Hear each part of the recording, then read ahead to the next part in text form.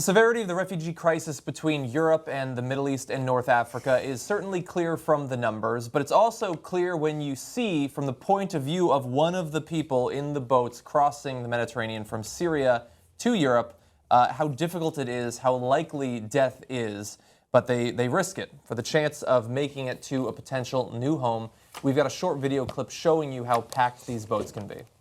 احنا علوش يا شباب احنا شباب حمص عمي ادلب حلا اخوي سفيري حي الشباب حي سفيري واحلى بيبي صغير هاي الحماصي هون Is obviously a very small boat. At the beginning, it looks like, oh, they look relatively happy. But then when they pan down the boat, every square inch of it is filled with people. Even between their legs, they've got babies there.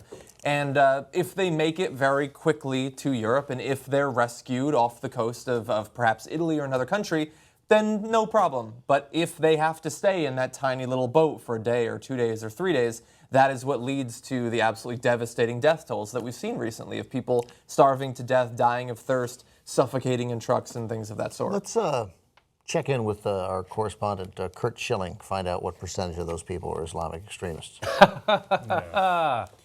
So they're trying to get to a better life. Yeah, those they were coming from Syria. They're doing only what all four people at this table would do if we lived there. If your country had become a war zone. That's right. So if we lived there and we needed to protect our families, we'd try and go somewhere where we could have a life. And what almost all of our parents or grandparents or great-grandparents did to come here in the first place. Exactly. Yeah, but I wouldn't do it if it was breaking some kind of law. I mean, if you're starving or somebody's about to shoot you in the head from ISIS, no, I'd be like, wait, I don't want to be undocumented. Yeah. Right. I'm just going to stay right here. Because that would be rude. Yeah. That would be rude. Okay. Right. Yeah. Now my daughter should just grow up in abject poverty, be malnourished. Right. Rules are rules. But we have integrity. Yeah. I don't want to cause problems. Yeah. Yeah. So 71 people died in that truck the other day in Europe. Suffocated. Yeah. Jeez. Some of them had been dead for a long, long time when they finally opened up the truck. And so that video didn't, they looked like they were in kind of a celebratory mood because they got out of there. They got out of the war zone. And they think and they hope they're going to a better future. But oftentimes those boats don't make it, right? And they capsize. Or sometimes they run out of food on the larger boats. They run out of food and then they die. It's and food, and I'm sorry, water. And so look at all that they're going through to get to a better place. I think the right answer isn't spitting in their eye and making fun of them or demonizing them. And Jimmy makes this point all the time. They always blame the least powerful people for all the problems, right? The guys who actually have literally nowhere to go, they're willing to risk dying in the back of a truck, right? Or dying in the middle of the ocean. They're willing to take that kind of risk to come here. And you think they're the cause of all the problems? They're the least powerful people on the planet. The guys who are skimming all the money off the top, right? That's the real issue. Yeah, and that's the argument that, sorry, John, let me just say real quick. That's the argument that needs to be used again and again and again with people whose instinct is so strongly to protect, say, Israel in the Middle East at the expense of Palestinians. And I got it. I'm Jewish. I'm pro-Israel, right? Right? But so you claim. Right, so I claim. But there are people with power in that situation, people without power, and the people without power is the Palestinians. They have none. They have none. If you're a progressive, you are just by your instinct, by every bone in your body, you are on the side of the powerless. You don't want them to be more powerful and overthrow the other people. You just want to. They want to be on the other side. Then you just want to give them some power. That's it. So, and in this case, those people, you look at them, they're right there. They are literally going with what's in their pockets and the shirts on their back.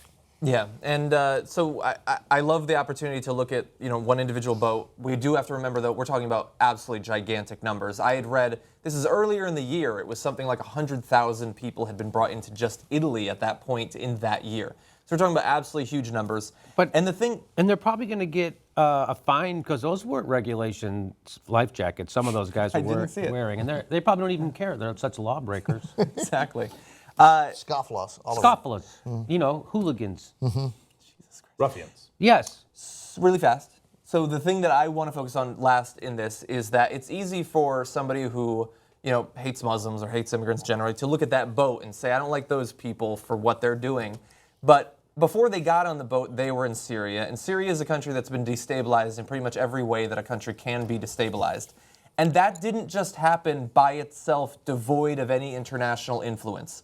And the people coming from Libya and North Africa, those countries economically and militarily, and in terms culturally too, in terms of religion, have been destabilized based on policies that cannot all be traced back to Europe or to the United States, but some of them certainly can. And so when, 14 years ago, we had the decision that we're going to move into Afghanistan and we're going to move into Iraq, and it'll be fine, no problem. We may not have known that perhaps we were contributing to some amount of those refugees that someday would be trying to get into Italy, but that's why we need to be so careful when we meddle in the internal politics of countries that we little understand. Because decades later, it can lead to problems like the refugee crisis we're seeing right now. It seems, though, I think we have a pretty good track record, though, when we meddle in the problems of other countries. Most of the time, we fix it. Yeah. Yeah, but if Good counterpoint. If you're in the Italian government, and you're getting all these refugees, and it's an issue, right? It's a significant issue for them. Like, I would be calling the White House every day. Like, how much money are you about to give us? We're taking these people. You're not taking them. You're not doing anything, right? Oh, No, and the White House would say, "What do you mean? I'm bombing the shit out of them." Right. Yeah. Right. You put them here. You You drove these people here. Do you want some of our bombs to drop on them? That's how we'll help you.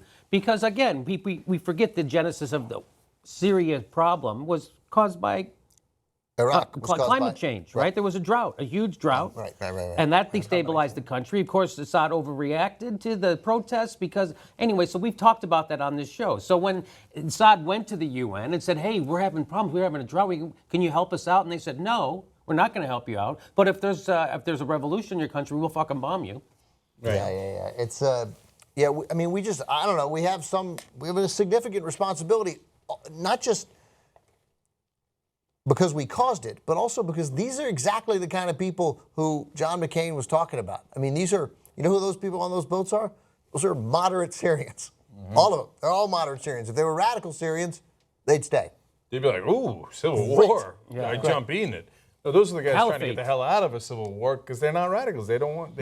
So I know we're not bombing them, although we do accidentally bomb them from time to time, the moderate Syrians that are running away from the war. But without the Iraq war, none of this mess happens. You're of course right about climate change and all the specifics that led to it in the immediate. Mm-hmm. But in the macro scale, look, we in the words of Colin Powell, we broke it, but now we own it. But we think that a whole thing of owning it is, well, if you own something, you bomb it more. Yeah. Right. That's how we fix it. It's like breaking a vase and blaming the pieces. Yeah. All right. Breaking a vase and fixing it with a hammer.